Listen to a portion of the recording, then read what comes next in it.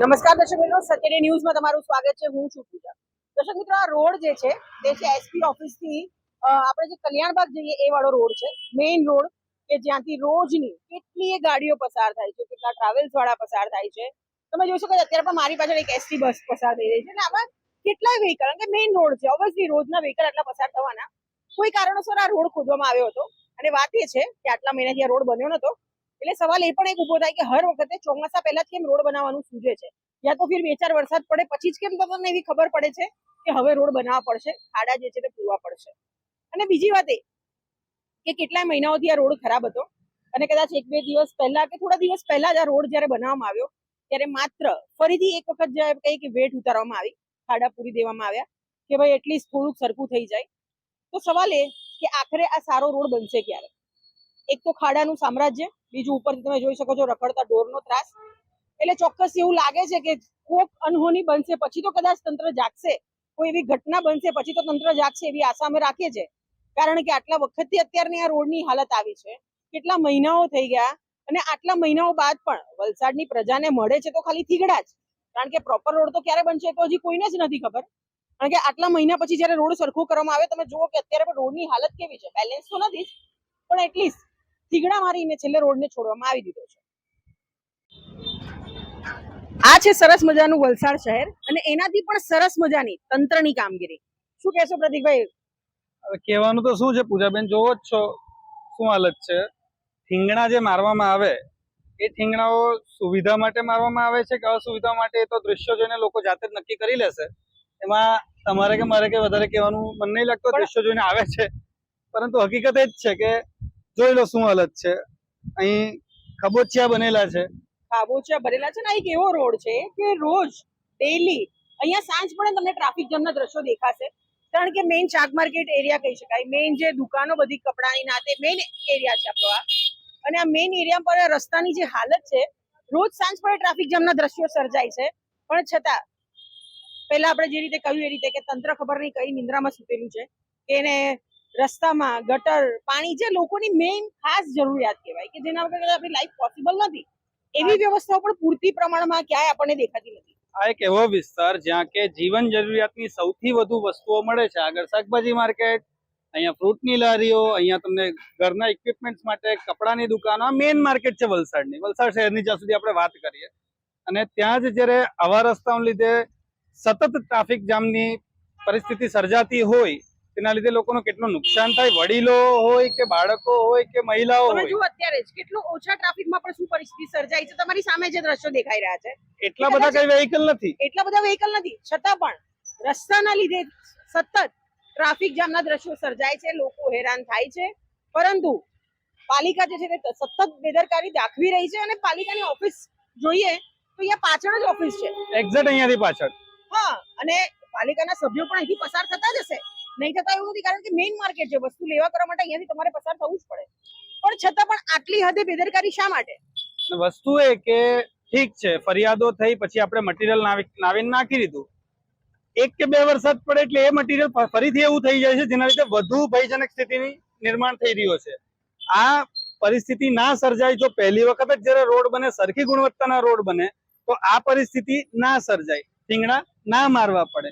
અને મારો તો બી એવા આ મટીરિયલ જે નાખી દેવામાં આવે ફક્ત લોકોને ફક્ત એટલો સંતોષ આપવા માટે કે ફરિયાદ થઈ એટલે કામગીરી કરી, પરંતુ એ કામગીરી સંતોષકારક નથી જોતી, આપણે સૌ જાણીએ છીએ. નાખતી વખતે નેતાઓ આજુબાજુ આવીને ફોટા પડાવી લેશે, પરંતુ એ થઈ ગયા બાદ 1 કે 2 વરસાદ પડે પછી શું હાલત થાય છે. કેમેરામેનને વિનંતી કરીશ શું હાલત છે ફરીથી એકવાર બતાવે દર્શકોને કે આ જે ઠીંગણા મારવામાં આવેલા કેવું જે મટીરિયલ વપરાયું હોય, વરસાદમાં કયું ડામરનું મટીરિયલ ચોંટવાનું, આ તો એક સાયન્સની વાત છે ને. વરસાદી પાણી પડવા પછી કયું ડામરનું મટીરિયલ ચોંટી રહેવાનું, એ તો એક વિષય રહેવાનો જ છે.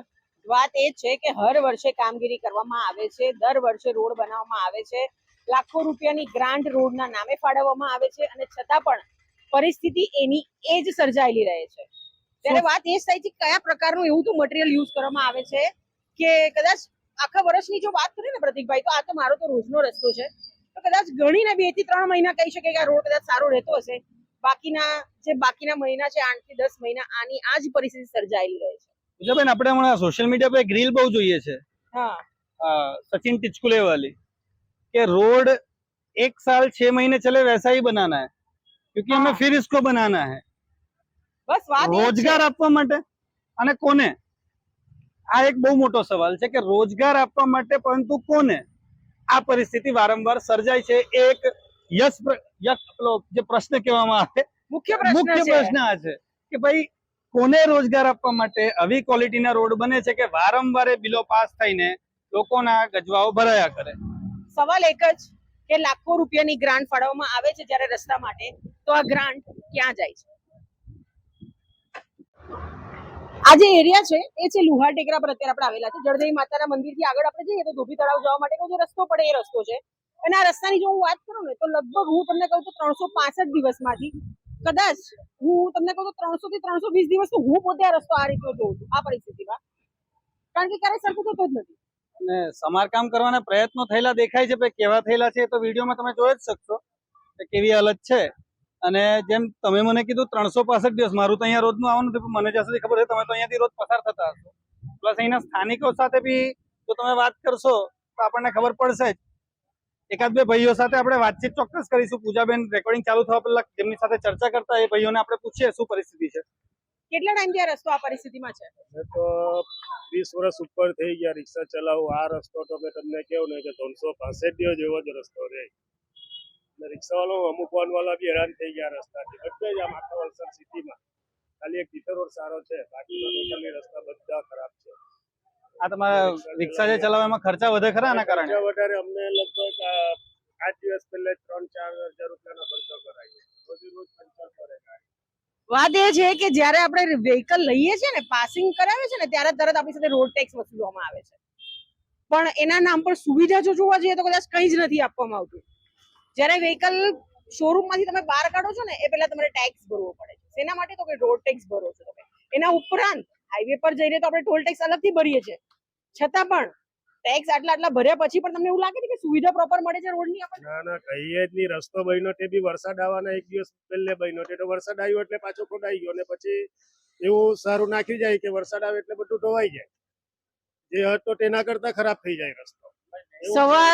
સવાલ અમે નથી પૂછતા, સવાલ પ્રજા પણ પૂછે છે કે હર વખતે ચોમાસા પહેલા જ કેમ રસ્તા બનાવવામાં આવે છે? આખું વર્ષ આ જ પરિસ્થિતિ હોય છે. સિમ્પલ વાત એટલી કે ભાઈ આંખ, ફોન ને કેમેરા ફક્ત અમારી પાસે તો છે નહીં. હા. જે લોકો તંત્રમાં છે કે જે લોકો પ્રશાસનમાં છે કે જે લોકોની આ જવાબદારી છે, ભગવાનની દયાથી એ લોકો પણ આ બધી 5 સેન્સીસ સાથે આશીર્વાદ એ લોકોને મળેલો જ છે. એ લોકો પણ જોઈ જ શકતા હશે. કેમેરામેનને રિક્વેસ્ટ કરી તો બતાવે કે વરસાદ નથી ત્યારે આ આપણને ચોખ્ખું અહીંયા દેખાય છે. થોડો વરસાદ પડશે તો શું હાલત થશે? ઉંમરના એક છોકરી લોકો ટ્યુશને જાતો હોય, સ્કૂલ વાળા સાયકલ લઈને જાતો હોય, એ લોકો ફરી જાય અહીંયા આગળ. કેમ કે રસ્તા કેવા છે, કેવી રીતે બેલેન્સ કરીએ? આગળ જો એના કરતા રસ્તા ખરાબ. આખી રિક્ષા આમ તેમ શું કહો છો માસી? બોલો શું કહો છો રસ્તા માટે? આ રસ્તો બનાવે તો સારું કહેવાય. સ્કૂલે પોયરા બી પડી જાય ગમે ત્યારે. જો ને તમે આજે બધા રોડ બને, અહીંયા જ નહીં બનતું. અહીંયા વચ્ચે ખાડો, ત્યાં પાણી અમારે ભરાય. આ ગટર ખોદીને જો પાણી જાય. વરસાદ આવે ત્યારે જો તમે આવો કેટલું બારના સુધી પાણી આવે.